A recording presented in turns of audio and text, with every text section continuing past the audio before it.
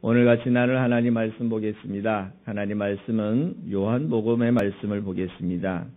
요한복음 1장 오늘은 29절에서부터 34절에 있는 말씀까지 보도록 하겠습니다. 요한복음 1장 29절에서 34절에 있는 말씀입니다.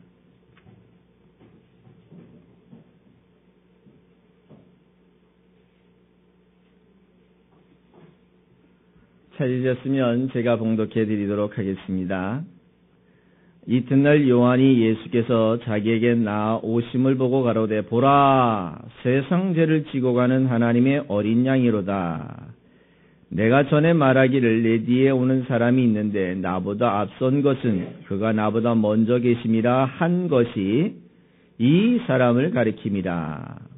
나도 그를 알지 못하였으나 내가 와서 물로 세례를 주는 것은 그를 이스라엘에게 나타내려 함이라 하니라. 요한이 또 증거하여 가로되 내가 보매 성령이 비둘기같이 하늘로서 내려와서 그의 위에 머물렀더라.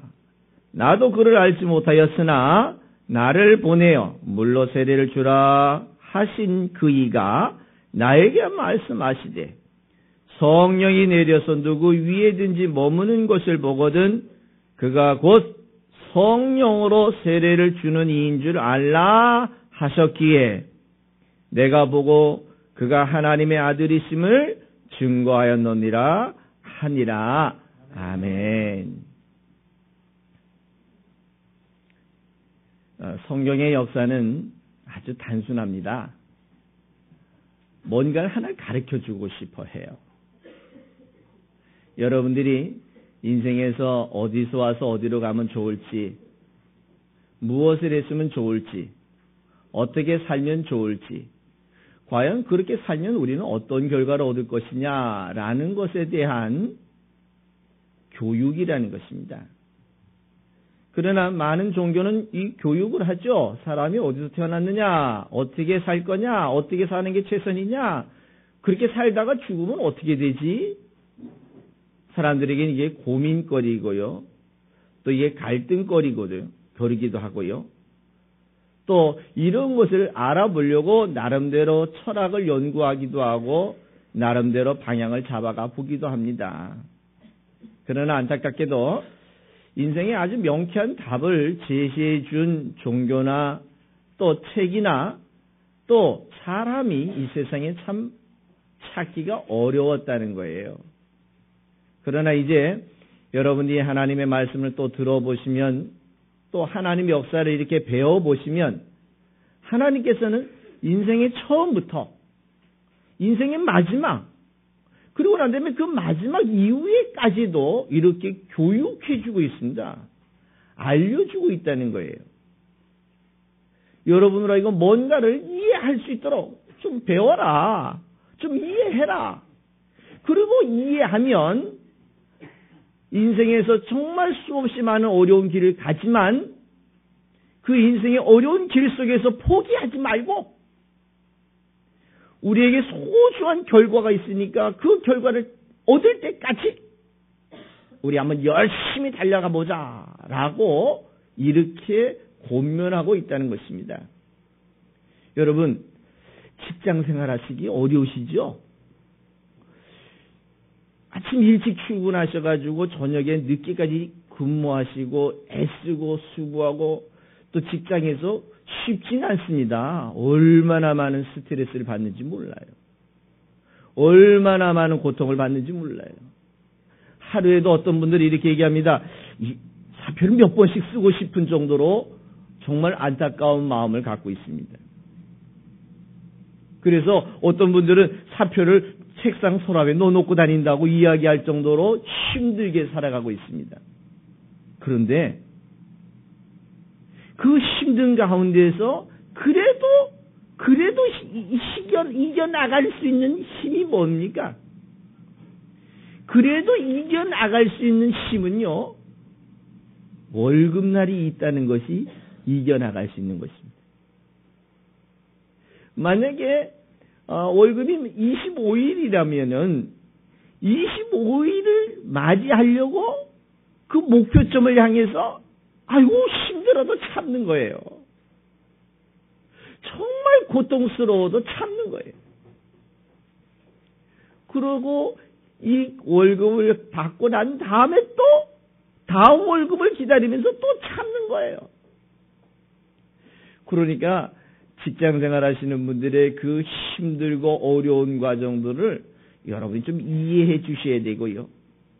그들을 여러분이 위로해 주실 수 있다면 정말 여러분이 따뜻하게 위로해 주셔서 그 수고하고 애쓰는 사람들의 마음을 좀 편안하게 도와주시는 것이 여러분의 삶에서나 가정에서나 여러분의 인생에서 참 도움이 됩니다. 제가 아는 한 분이 일이 너무 없어가지고 하루는 일 나가는 걸 나가셨더래요. 근데 그 일을 나갔는데 오늘 마침 걸린 일이 뭐냐면 벽돌을 지고 8층까지 올라가는 일이요. 벽돌을 지고 2층 올라가는 것도 힘든데 8층까지 올라가는데 자기에게 맡겨진 오늘 하루의 일이 그거랍니다. 그래서 10시가 되니까 더 이상 못 올라가겠더래요. 그래서 다시 힘을 얻고 다시 용기 내어서 점심을 먹고 나니까 더 이상 더 못 올라가겠더래요. 그래서 좀 참고 해서 한 4시가 되니까 더 이상 어떻게 할 수 있는 방법이 없더래요. 그런데 그때 2시간만 더 하면 일당을 받을 수 있는데 지금까지 내가 수고한 6시간이 지금 모든 게 없어지는 거예요. 2시간을 더 일을 하지요. 마지막 일이 끝나고 나면 하루 일당을 받아서 받은 일당을 가지고 내 가족을 위해서 이렇게 살아가는 그 모습을 보았을 때 정말 대단히 어려운 과정을 살고 있습니다. 그러나 목표가 있으니까 내가 이렇게 수고해서 이 수고한 것을 가지고 무엇을 해야 되겠다는 목표가 있으니까 어떻게 합니까? 참는 거예요. 왜 나만 이런 고통 당하느냐고 원망하고 불평하고 좌절하는 게 아니고 세상에 태어나 있는 모든 사람은 이런 다 고통을 느끼고 있지만 세상에 사는 모든 사람이 이 고통 속에만 살아가는 게 아니고 그 고통 속에서도 목표를 가지고 있는 사람은 힘들어도 참고 고통스러워도 견디고 아무리 아파도 용기 내어서 살아갈 수 있는 것이 목표가 있는 사람이 그런 삶을 살아갈 수가 있게 된다는 겁니다. 그런데 인생의 목표는 뭡니까? 잘 먹고 잘 사는 게 목표일까요? 잘 먹고 잘 사는 것으로 해서 목표라는 건 한계점입니다.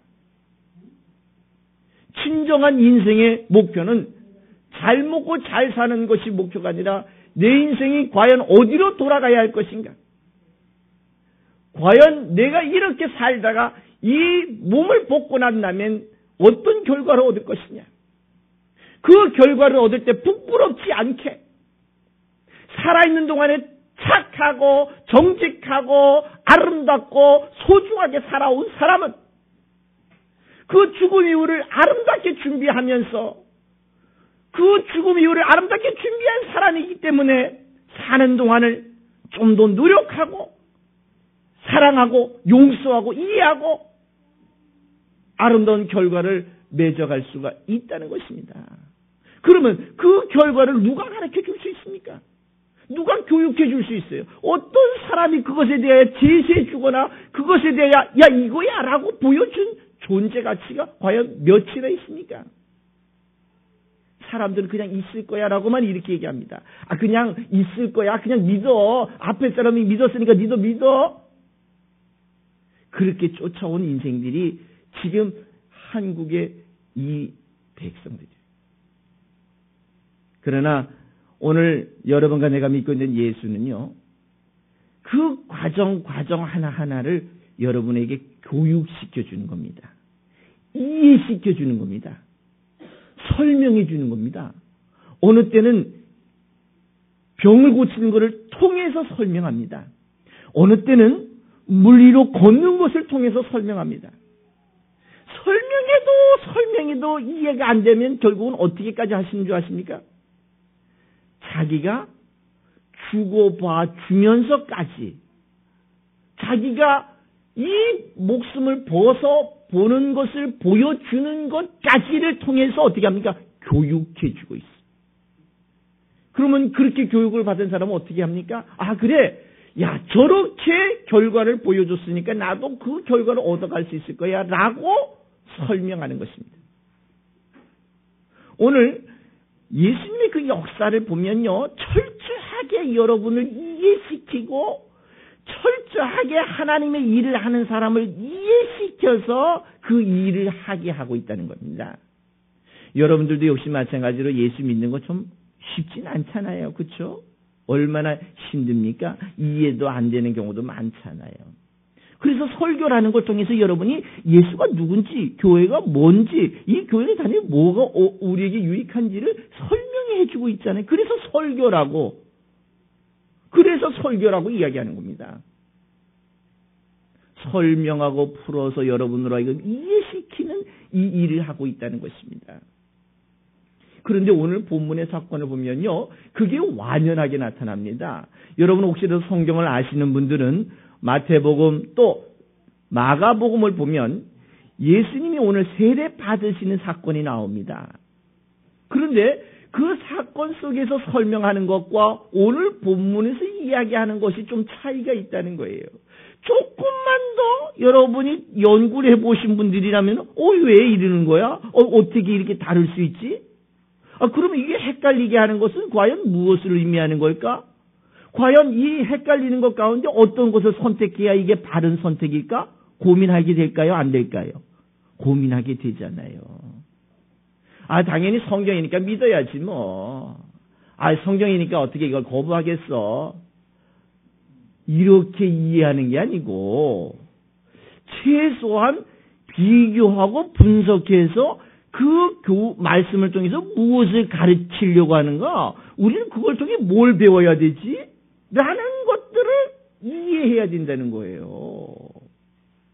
그런 네 가지 성경의 다양한 나타나는 현상학적인 것을 그냥 무조건 믿어라라고 하는 게 아니라 그 사건을 통해서 무엇을 가르치려고 할까? 그럼 이것을 통해서 우리는 뭘 배워야 되지? 오늘 이 사건의 당사자인 요한이라고 하는 친구는 뭘 배웠지? 우린 요거를 찾아가야 여러분들이 성경이 헷갈리지 않는다는 겁니다.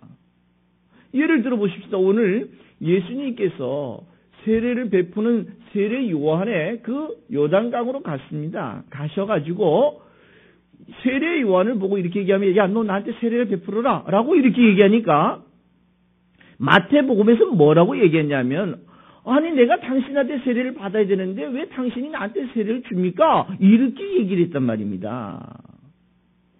근데 마가복음에서도 다르게 또 표현하고 있거든요. 그러니까 이 세례 요한이 이미 예수를 다 알고 있고 예수를 다 증거하고 있다라고 이렇게 이야기를 하고 있다는 것입니다. 그런데 오늘 본문에서 보면 이 세례 요한 스스로가 자기에 대한 고백을 하는 걸 볼 수가 있어요. 그렇다면 마태와 마가가 쓴 그 세례 받는 모습과 과정과 오늘 요한이 이야기한 요 과정을 세 개를 놓고 비교 분석을 해본다면 과연 어떤 것에 더 비중을 둬야 될 것이냐?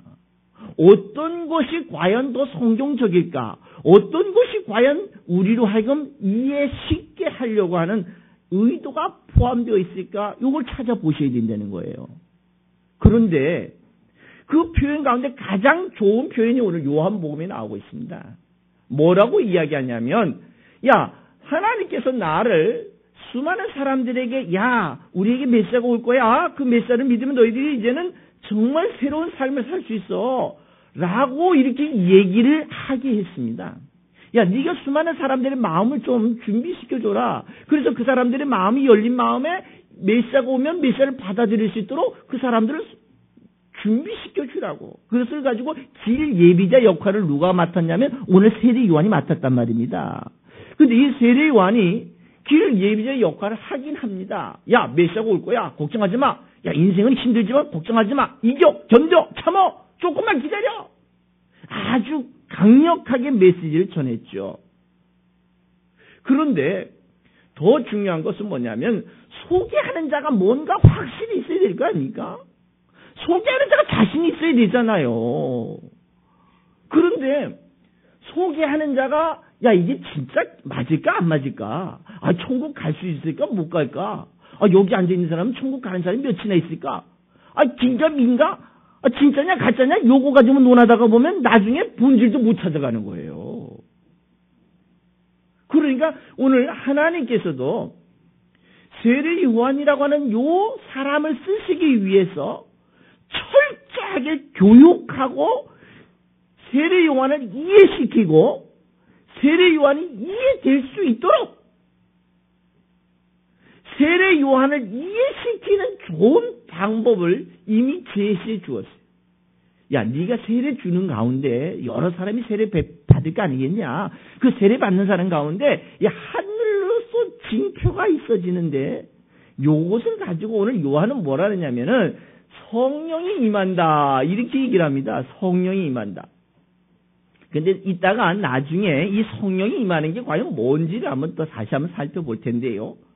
오늘 요 부분은 다시 한번 설명하면 네가 세례를 베푸는 사람 가운데 어떤 징표가 나타나면 지금까지 보편 100명의 세례를 베풀었다면 동일하게 다 세례를 베푼 것으로 끝을 냈지만 네가 세례를 베푸는 사람 가운데 누구 한 사람이 징표가 나타나면 그가 네가 소개해야 될 네가 수많은 사람들에게 소개해야 될 그 메시아라는 것을 이미 뭐 했냐면 교육을 받아놓은 것입니다.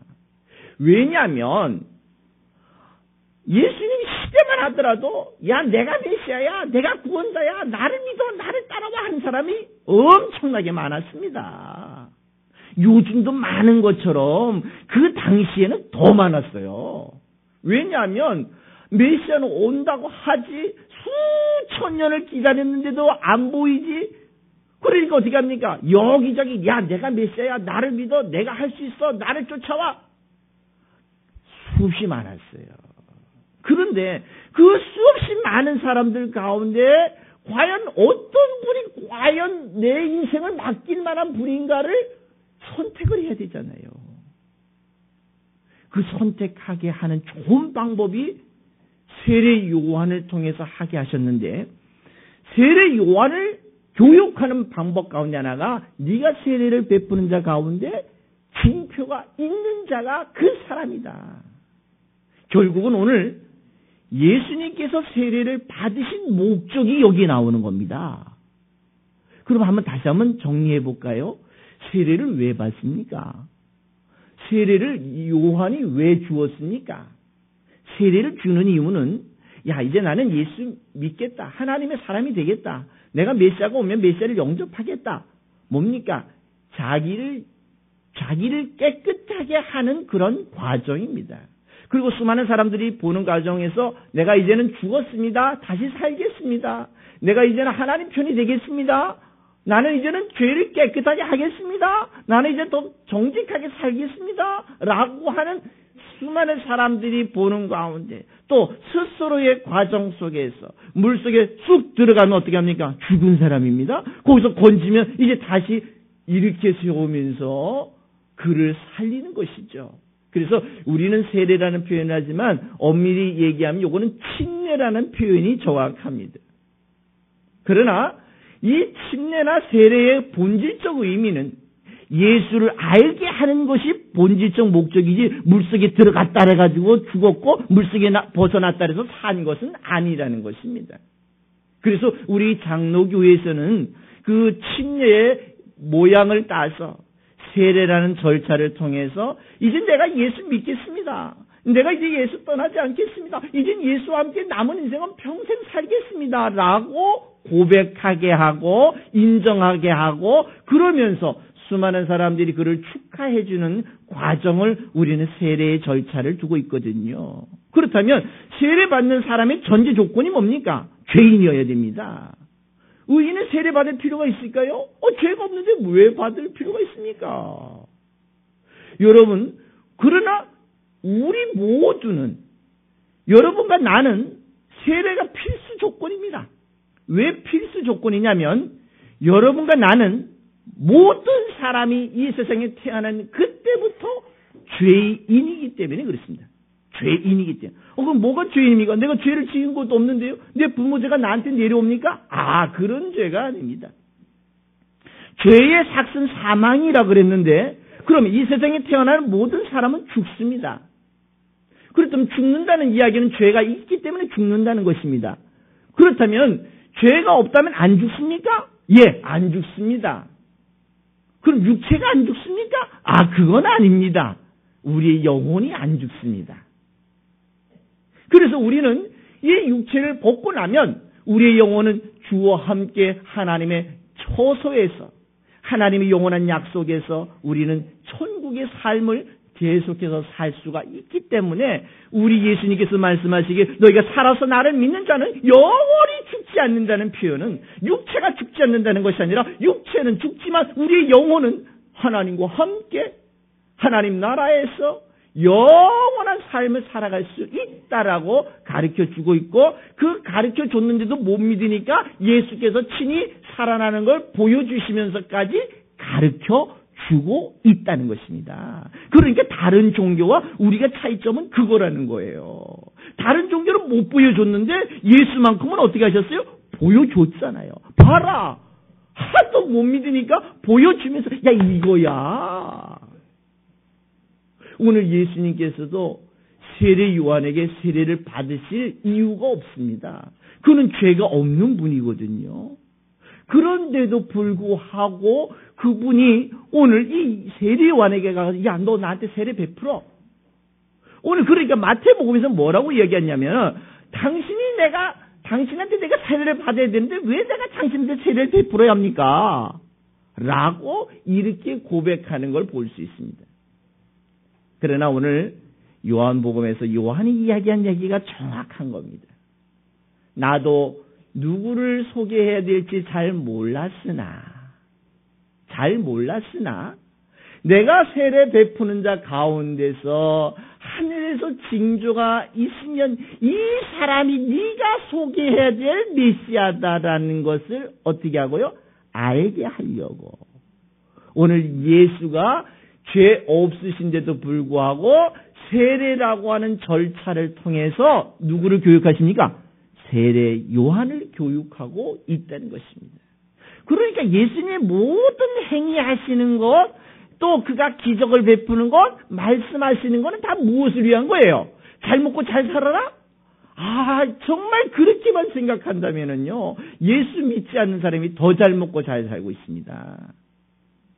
안타깝게도 한국의 10대 재벌 가운데 몇 명이나 예수 믿고 정말 예수의 은혜라고 이야기하는 사람이 몇이나 있습니까? 그러나 안타깝게도 우리의 한국 교회들은요, 계속해서 예수 믿고 복 받으라고 이야기하면서 그 복의 기준을 먹고 사는 것으로 자꾸 두다 보니까 그 복의 기준이 하나님 중심으로 가는 것이 아니라 사람 중심이고 먹고 마시고 사는 것이 중심이다 되어 보되니까 그 사람들이 먹고 마시고 사는 것이 해결되고 나면 그 다음에 예수 필요 없는 거예요. 예수가 필요 없는 거예요. 오늘 예수님께서는 이 세례를 받으시는 걸 통해서 이 세례 요한에게 네가 소개해야 될 그 소개자가 이 나사렛 동네에 난 예수라고 하는 것을 소개하면서 오늘 그 예수에 대한 소개를 하는데 어떻게 소개하는지 아십니까? 오늘 그 내용을 전제로 해서 그 세례 요한의 마음을 여러분이 이해하고 난 다음에부터 이제 세례 요한이 소개하는 예수를 한번 봅시다. 뭐라고 얘기하냐면은 오늘 여러분 29절에 보니까 세상 죄를 지고 가는 어린 양이다 라고 이렇게 얘기합니다. 이 세례 요한이 소개하는 예수는 세상 죄를 지고 가는 어린 양이다. 결국은 뭡니까? 우리가 죄가 있으면 이 죄는 무엇인가가 대책을 세우고 해결을 해야 합니다. 예를 들어 보십시다. 여러분이 원하든 원치 않든 교통사고를 내면 어떻게 합니까? 책임을 져야죠. 예수 믿는다고 나 예수 믿으니까 하나님이 다 책임져 주실 거야. 이렇게 하면 됩니까? 그러면 국가가 그를 이렇게 얘기하면 야, 네가 진 것은 네가 책임져야. 그렇게 이야기하는 게 이게 우리가 정상입니다. 그런데 안타깝게도 기독교인들은 어떻게 하냐면 자기가 잘못해놓고 난 다음에 하나님 앞에 하나님 용서해 주세요. 하나님 그래 너 용서할게. 그러고 나면 당사자한테 가가지고는 I am sorry를 해야 되는 거 아닙니까? 그렇죠? 근데 당사자는 싱글싱글 웃습니다. 너 왜 웃니? 하나님이 날 용서했어. 이 당사자는 열받는 겁니다. 야, 나는 용서 안 했는데 네가 왜 용서받았다고 얘기하니? 그게 지난번 여러분 영화를 보시면 밀양이라는 영화에 그 감독은 요 내용을 꼬집은 거예요. 기독교인들의 상식이 아닌 비상식을 꼬집으면서 과연 용서는 누가 해야 되는 거냐? 네가 누구한테 와서 용서를 빌어야 되는 거냐? 네가 죽고 사는 문제는 하나님께 용서를 구해야 되지만 네가 실수한 거, 네가 범죄한 것은 범죄 당사자한테 가서 미안하다고 하든가 그걸 미안하다고 할 수가 없다면 네가 그만큼 제재를 받고 그만큼 네가 자유를 박탈당하고 그만큼 거기에 대한 손해를 감당해야 되는 게 이게 세상의 죄라는 겁니다. 그런데 우리 기독교인들은 안타깝게도 그냥 하나님께만 용서받으면 다 되는 건 줄 착각하고 있다는 거예요. 안타까운 모습이지요. 왜 그랬습니까? 사죄라는 표현을 그냥 그렇게 표현해놨기 때문에 그렇습니다. 그러나 오늘 예수님께서는 세상 죄를 지고 가신다니까 세상의 모든 죄를 다 지고 그게 아니라 세상에 죽어가야 할 인생들이 대신 세상에서 죄가 있고 세상에서 죽음을 맞이할 수밖에 없는 그 인생들을 대신해서 내가 죽어 대신 내가 죽어줬으니까 너는 나 대신 어떻게 합니까? 살아주게 하는 것. 살 수 있도록 도와주는 것. 살 수 있도록 제시해 주는 것이 이게 예수가 세상 죄를 지고 가시는 세상의 본질적 모습이라는 것을 여러분 잊어버리지 마시기를 부탁드리겠습니다. 그럼 여러분의 죄는 어떻게 해야 됩니까? 해결해야죠. 미안하다고 얘기해야죠. 그것도 안 되면 어떻게 합니까? 감당하셔야죠. 하나님은 분명히 그것을 원하십니다. 혹시 그게 해결이 되지 않았다 그래서 혹시 지옥 갈까요? 천국과 지옥의 원천적인 문제는요. 네가 예수를 아느냐 모르느냐 예수를 믿을 거냐 안 믿을 거냐가 기준인 것이지 세상의 윤리와 도덕은 아니라는 겁니다. 다만 내가 예수 믿는 예수의 은혜를 입은 사람이라면 내가 예수 대신 나가서 예수 살아줘야 될 사람이라면 내가 늘 정직하고 깨끗하고 감사하면서 이웃을 사랑하면서 살아드리는 것은 당연한 것이고요. 그리스도인들의 본분이고요. 그리스도의 기본 자세라는 것입니다. 내가 만약에 소떡처럼 살면서 야 예수 믿어 이러면 그 사람이 뭐라 할 것 같습니까? 아이고 너가 좀 소떡처럼 살지 말어 이렇게 얘기하지 않겠어요? 아 네가 바르게 살면 내가 그때 예수 믿을게 이렇게 얘기하지 않겠어요? 왜냐하면 그 사람들은 우리의 보여지는 표면적인 것밖에 못 봅니다. 우리의 내면적인 것, 영적인 것, 본질적인 것, 교회를 나와서 얻어가야 할 아름다운 소중한 것은 안 보이는 거예요. 그래서 우리 예수 믿는 사람들은 세상의 죄에 대해서만큼 우리가 책임을 지실 각오를 하시고 지시고요. 만약에 책임을 안 질 것 같으면 죄를 짓지 마시고요. 그럼 되잖아요. 그죠? 안 질 것 같으면. 그리고 그리스도인의 늘 모습을 잊어버리지 말고 정직하게 감사하면서 또 이웃을 사랑하면서 살아가시는 여러분들 되시기 부탁드리겠습니다. 그러나 오늘 예수님께서는 여러분이 해결할 수 없는 이 죽음의 죄, 세상에 가장 무겁고 힘든 이 죽음의 죄를 대신 지시고 해결해 주시고 대안을 보여주시면서 오늘 여러분과 나에게 자비를 베풀어 주시는 분인 줄 믿으시기 바랍니다. 그러니까 이제 그 예수를 믿어주면 되는 거예요. 예수 믿는 게 어떻게 그렇게 어렵습니까? 아니에요. 이렇게 가끔 이렇게 교회를 한 번씩 와주시면 됩니다. 근데 그 가끔이 언제쯤이면 좋겠냐면 일주일에 한 번 정도씩이면 좋지 않겠어요? 일주일에 한 번 정도씩은 나와주셔야죠. 그것도 조금 멀다 그랬으면 또 3일에 한 번 정도씩 또 나와주시면 좋고, 그것도 조금 멀다 싶으면 매일매일 여러분 가정에서 여러분 예수와 함께 살아가시면 예수께서 여러분을 영원한 생명으로 여러분의 죄를 해결해 주시는 그러한 예수님이신 것을 믿으시기 바랍니다. 그래서 오늘 세례 요한이 그 예수를 이렇게 소개합니다. 그가 세상 죄를 지고 가는 어린 양이다 라고 이렇게 소개합니다. 그 어린 양, 내 죄를, 내 죽음을 대신 책임져 주시는 그 예수를 만날 수 있다는 것, 여러분 이거 엄청난 은혜인 것입니다. 세상의 모든 종교 지도자들은 이렇게 얘기합니다. 자기가 해결해 준다고 얘기하지 않습니다. 스스로 해결하라고 이야기합니다. 왜 스스로 해결하라고 이야기하냐면 자기가 해결의 방법을 모르기 때문에 스스로 해결하라고 이야기할 수밖에 없는 것입니다.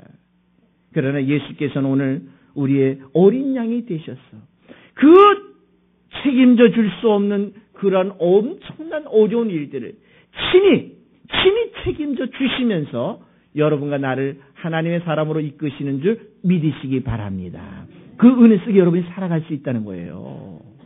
또 오늘 세례 요한이 소개하는 예수는 어떤 예수를 소개합니까? 오늘 여러분들 30절에 보니까 이렇게 얘기합니다. 내가 전에 말하기를 내 뒤에 오는 사람이 있는데 나보다 앞선 것은 그가 나보다 먼저 계십니다. 이런 표현합니다. 오늘 생년월일로 보면 이렇게 우리가 나타난 그 과정 속에서 생년월일로 보면 누가 먼저 태어났습니까? 세례 요한이 먼저 태어났습니다. 그렇죠? 세례 요한이 먼저 태어났습니다. 그렇다면 이렇게 나이 연령상으로 보면 누가 형입니까? 세례 요한이 형입니다. 그런데 아니 이 세례 요한이 뭐라 하냐면 자기 형 보고 저분은 옛날부터 나보다 먼저 계신 분이라고 이렇게 소개합니다. 먼저 계신 분이라고. 이게 다 이렇게 세례 요한만 표현한 것이 아니라 다윗이 표현하기를 뭐라고 그랬냐면은 우리에게 메시아가 오는데 그 주인이라는 얘기죠. 그 메시아가 주인이다. 그런데 또 뒤에서 하는 얘기 뭐냐면 그 메시아는 누구의 자손으로 온다고요? 다윗의 자손으로 온다고.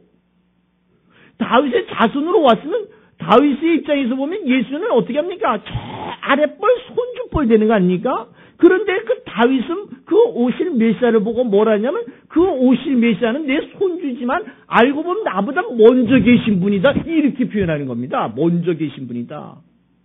이건 굉장히 중요한 표현이에요.